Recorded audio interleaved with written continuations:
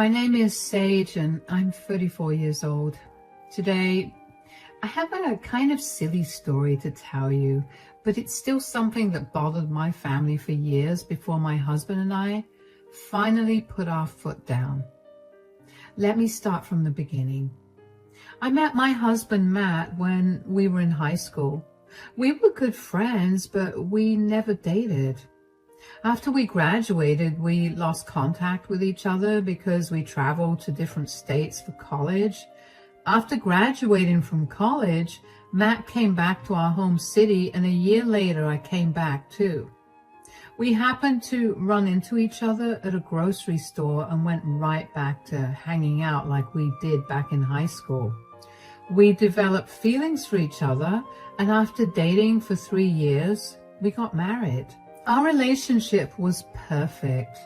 Matt and I were always on the same wavelength, and there was almost nothing that we disagreed on. So when Matt asked me if I wanted to start a family only a few months after we got married, of course I agreed. We were both in stable jobs and were more than financially ready for a child. We began trying for a child, and after 6 months of trying, I became pregnant with my son, Corey. Corey has been the light of mine and Matt's life, and we've done everything we can to protect him and make sure that he's happy. You might be wondering what exactly we needed to protect him from. Well, allow me to answer that question. My mother-in-law, Wendy, is a bit of a nightmare. Back when we were in high school, I remember she would do anything she could to embarrass Matt. She would show up to pick him up in the most bizarre outfits, or she would blast the most embarrassing songs. She would send Matt the most inappropriate school lunches that initially had all of us in stitches, but as they got more frequent, they began to get horrifying. Anyway, I'd assumed that she left that back in the day, but apparently she loved to terrorize kids. Wendy and I had a cordial relationship. We didn't hate each other, but we also weren't each other's biggest fans. When I found out how much Matt was scared of her, constantly trying to joke around at his expense, my impression of her only went further down. I only kept the relationship cordial because she was still Matt's mother at the end of the day, and I did not want to disrespect her. Matt and I decided before Corey was even born that if Wendy did any of the things that she did to Matt, we'd cut contact with her. Well, Wendy began terrorizing Corey almost as soon as he could talk. She kept pushing him around, taunting him, and basically doing anything she could to get a rise out of him. Every time Matt and I tried to put our foot down with her, she'd burst into tears and tell us that she was sorry and that she would never do it again. She would beg us to not let her be apart from her only grandson, and she would tell Matt that he was the only family that she had left, essentially manipulating him into feeling sorry for her. Matt and I would cave in and forgive her for a few weeks, and she'd behave well, and then she'd start again. This went on for 3 years, which is something I deeply regret.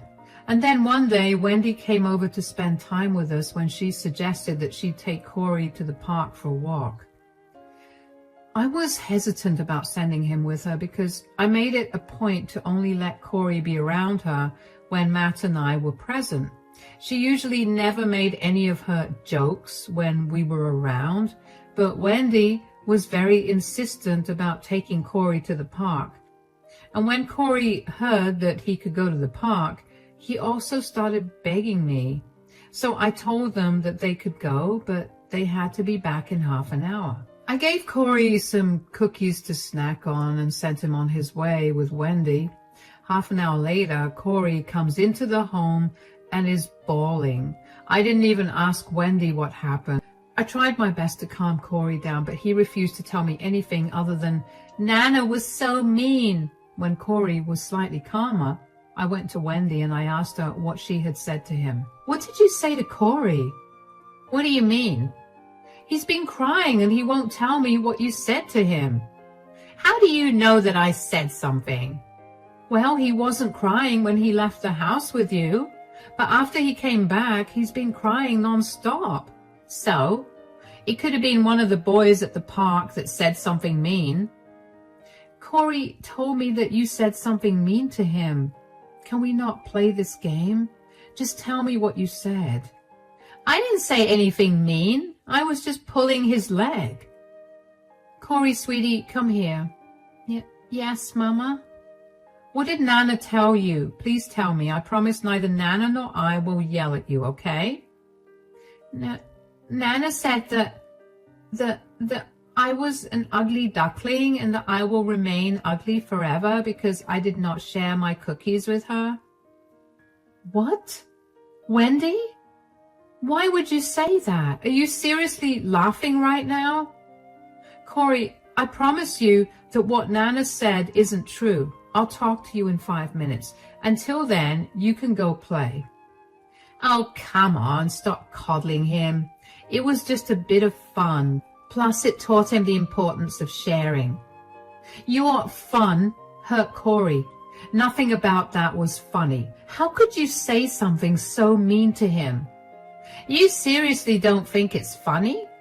There's nothing funny about destroying a child's self-esteem. You know what? I've had enough of your stupid jokes. There's no need to be so serious about it. It's all just fun and games. It's not fun and games for Corey.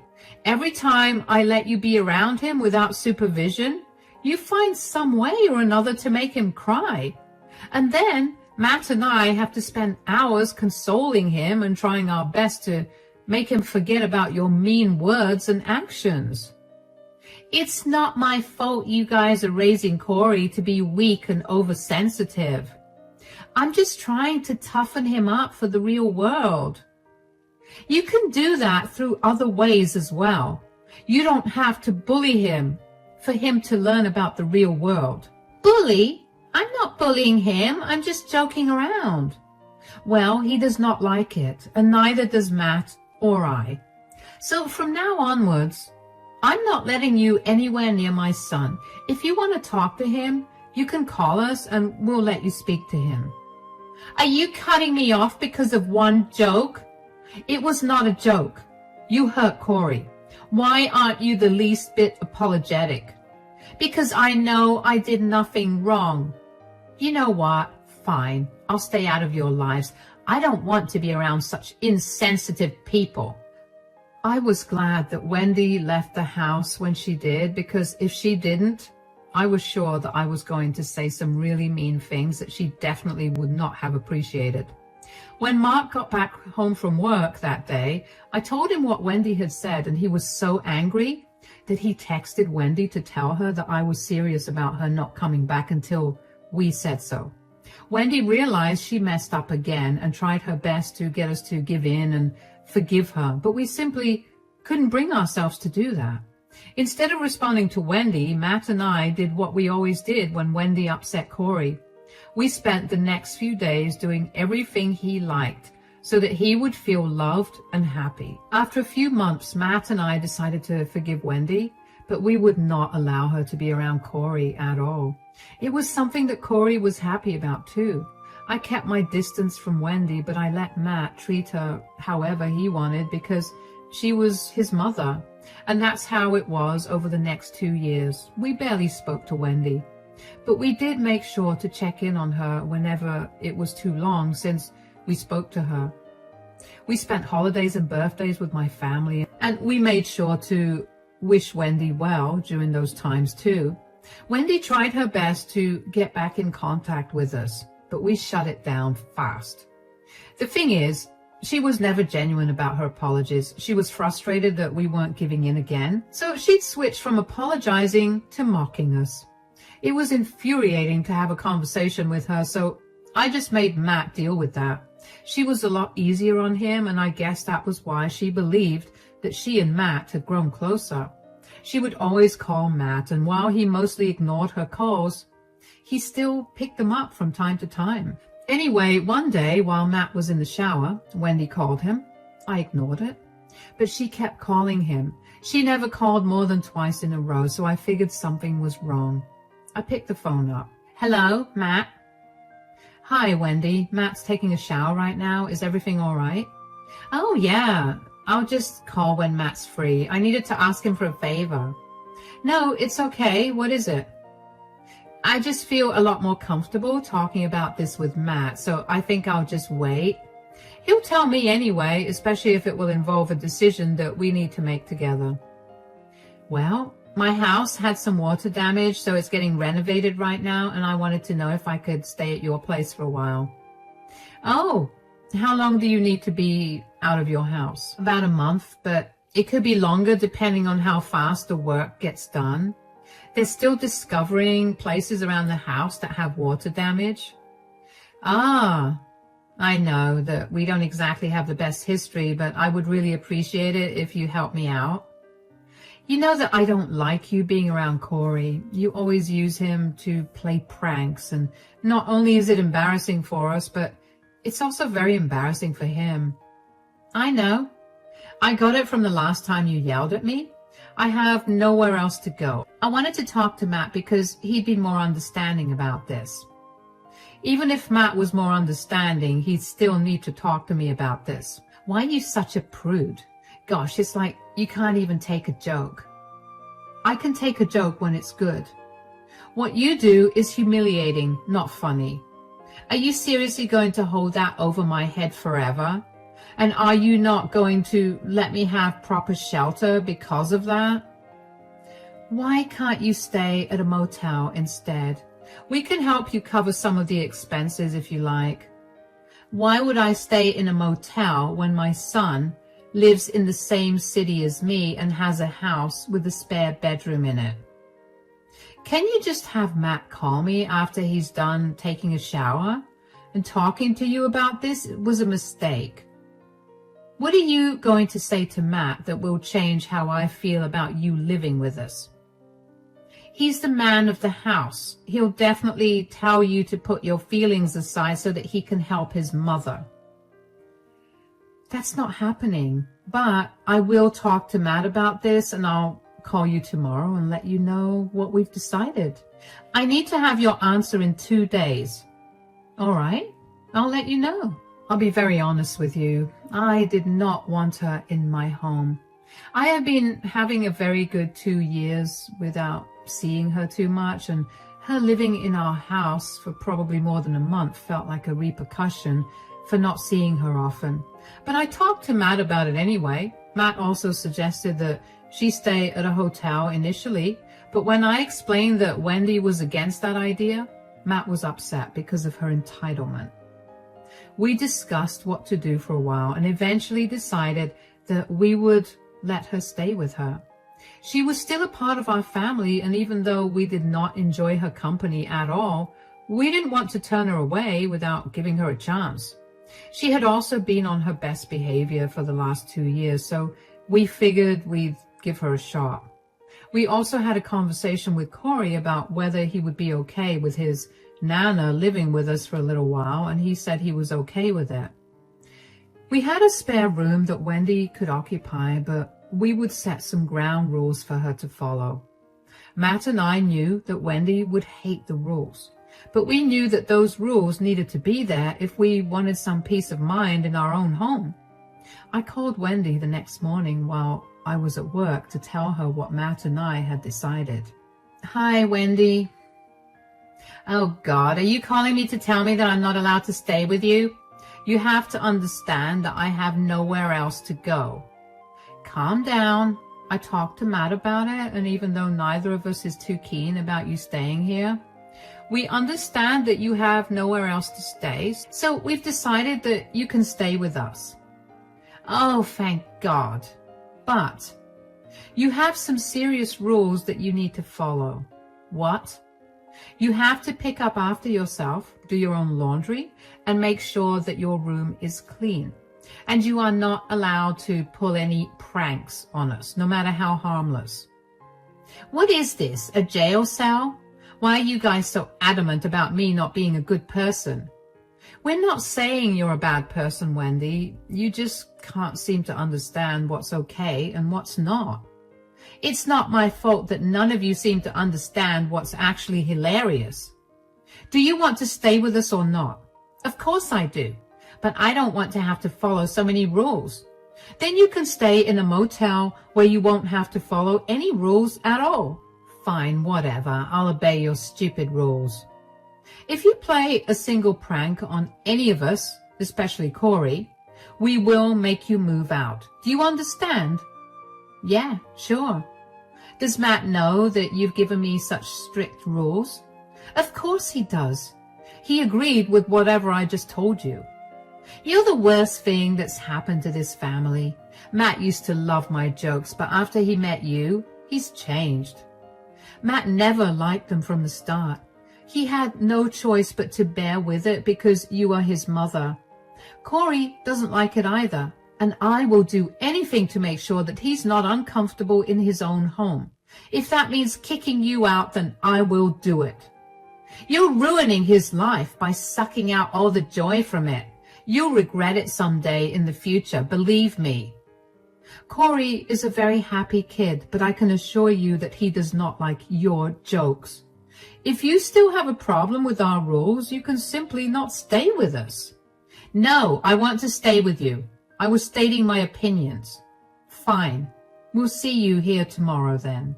Of course, I wasn't expecting Wendy to listen to all the rules I set up, but I really only wanted her to listen to one rule, and that was about her pranks and jokes.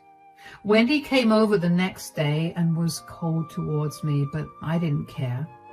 I kept Corey away from her as much as I could, and whenever Corey had to be around Wendy, like during dinner or TV time, either Matt or I would be present.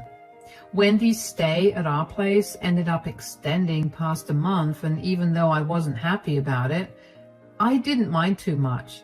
Wendy wasn't a very bad guest. I mean, she wasn't very clean, and she definitely waited until the last minute to do a huge pile of laundry, but she also offered to cook meals for all of us, and she helped me do other chores around the house.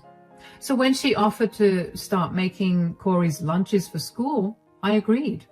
Of course, I made sure to stand and watch as she made Corey his lunches initially, but over almost 3 weeks with absolutely no incidents from her, I decided to just let her make Corey's lunches in peace. Everything was fine for a few days until one day while at work, I got a call from Corey's teacher, Miss Leslie. My heart dropped and my gut told me that Wendy definitely did something. Hello, Miss Leslie, is everything all right? Yes, I just wanted to ask you if everything is all right at home. Yes, it is. Why? Is something the matter with Corey? Well, since you say that everything's okay at home, I just wanted to ask you how you could send something so inappropriate in your son's lunchbox. What? What do you mean? During the break today, Corey approached me with a note that was in his lunchbox and asked me to read it out to him because he didn't know what it said. I was shocked when I read what the note said. It was full of explicit words that basically made fun of me. I did not appreciate that.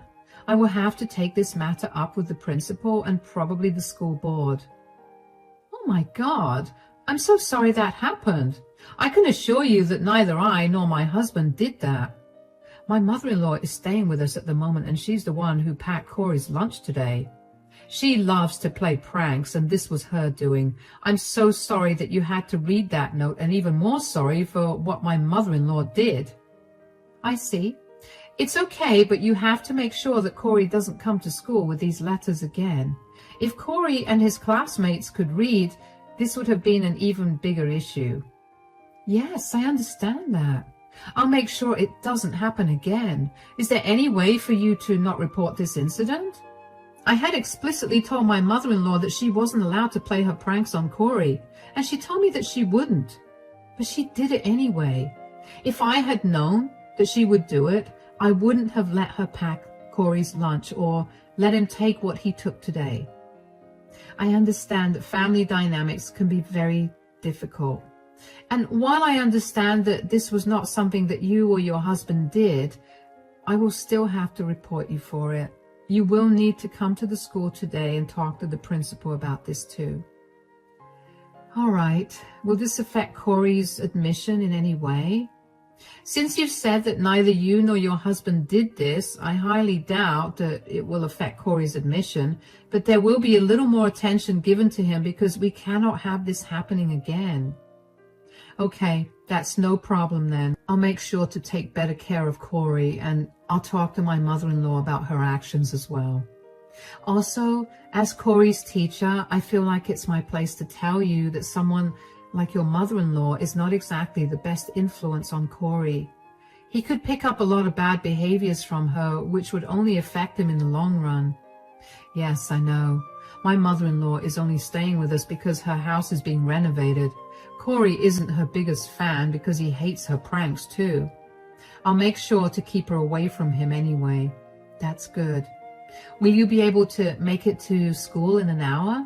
Yes, I'll be there. My face was red, and I didn't know if it was because of embarrassment or anger. I immediately called Matt and explained what had happened. We took the rest of our days off and made our way to Corey's school. When we got there, Miss Leslie had Corey standing with her while we sat with the principal. The principal handed us the note that Wendy had sent Corey, and it was exactly like one of the notes that she'd send Matt when he was in high school. It had a lewd joke at Miss Leslie's expense and a very unflattering caricature of a woman with reference to that joke. For the next hour or so, Matt and I spoke to both the principal and Miss Leslie about how inappropriate the note was. They reminded us of the school policies and told us that they were only letting it go this time because this was the first time. The principal was very firm when he told us that if Corey came to class with another inappropriate note like the one that he had brought in that day, they would be forced to expel him. Of course, Matt and I promised him that it wouldn't happen again, and that's when both the principal and Miss Leslie began to ask more questions about Wendy.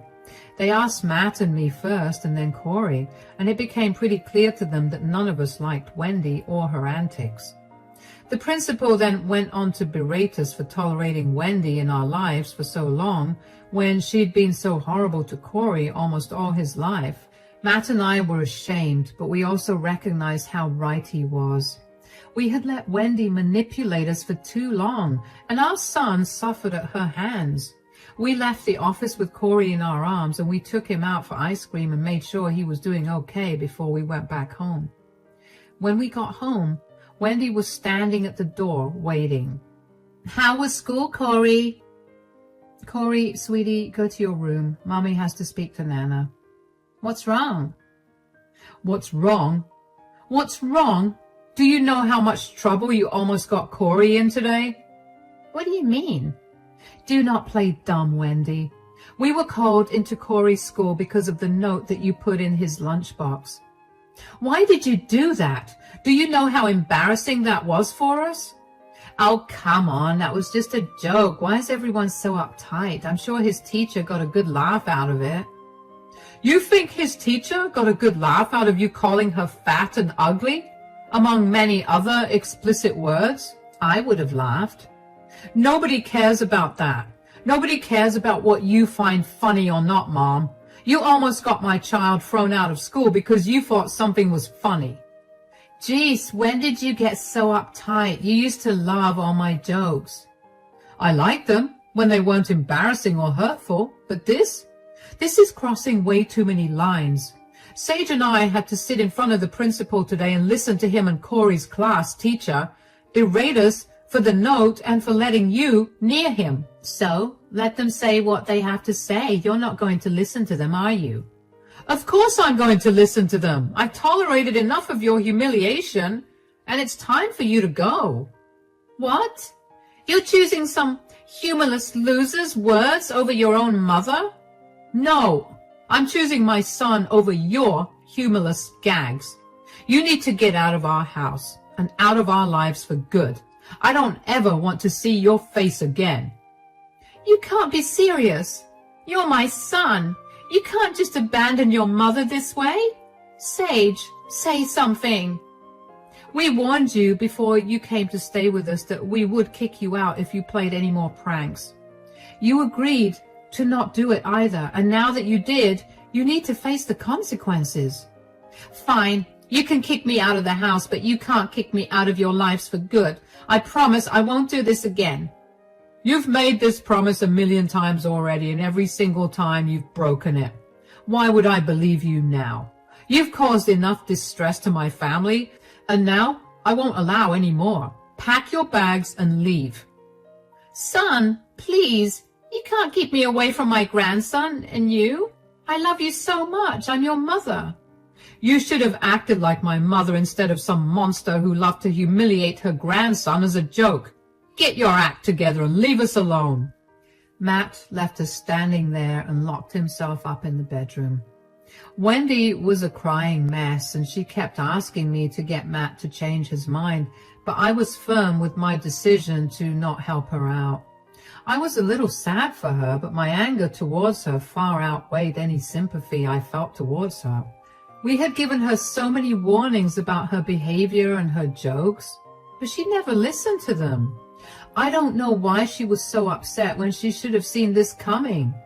I know that she thought Matt looked up to her as a role model, but that stopped being the case when Matt was 16. I helped Wendy pack her things up after that. She kept taking breaks to cry, but I kept going. I was not going to coddle her or try to make her feel better. She deserved to feel a little remorse.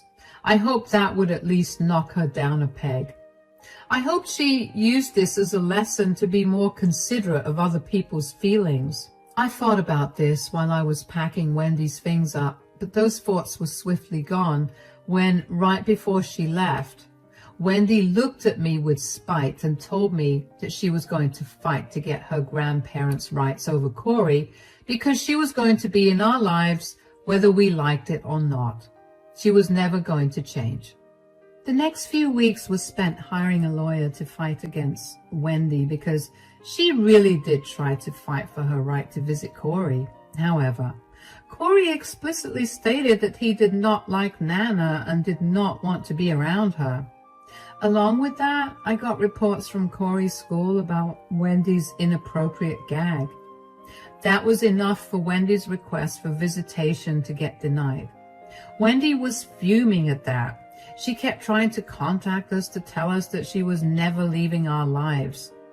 She even went as far as to show up at our house at random times just to knock at our door and scream like a banshee. Initially, Matt and I ignored her, but when we noticed how terrified Corey was getting, we decided to file for a restraining order against Wendy. Once we were granted that, Wendy stopped coming around. That did not stop her from blasting us on social media for being horrible people with no sense of humor or care for their family. Matt and I decided to block her and move on with our lives. Knowing that Wendy isn't going to be a part of our lives for a very long time is a very comforting thought. I feel a lot more at peace, and Corey is even happier. He no longer has nightmares or worries about every little thing. I don't know what's been happening with Wendy, and I don't care to know either. We're back to being the perfect, happy family, and there's nothing better than that.